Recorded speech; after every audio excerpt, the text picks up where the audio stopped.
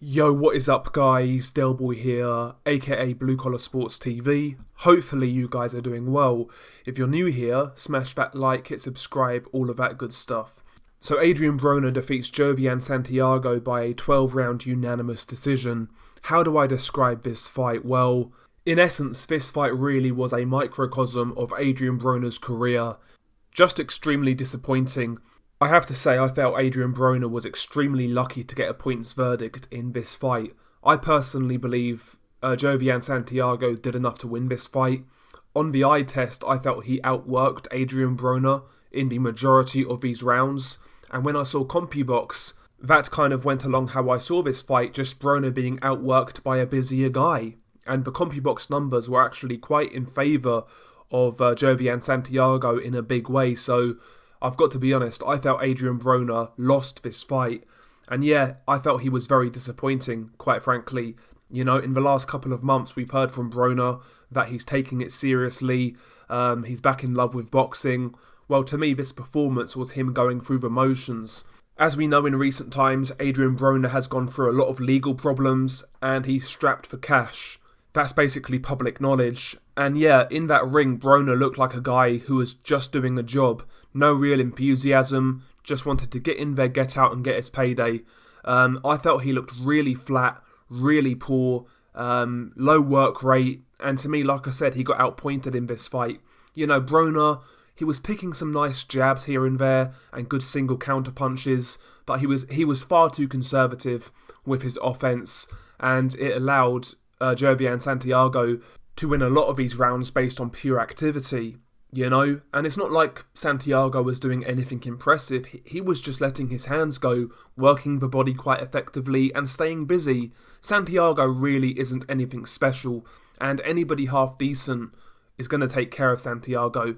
And this goes to show how far Adrien Broner has slipped in recent years, because the fact he's getting gift decisions against this type of opponents is extremely worrying.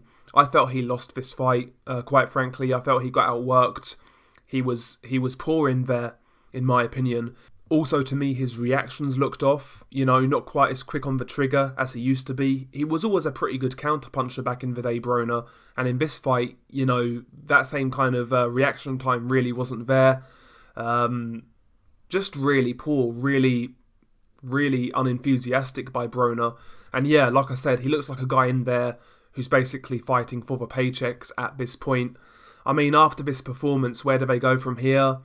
I mean, I don't know. I heard rumours about Adrien Broner versus Regis Prograis. I mean, that's not a competitive fight at this stage. From what I saw of Broner in there last night, Regis Prograis is going to dog walk Adrien Broner. He's going to beat him up, outwork him, outbox him, outpunch him, and fuck him up basically.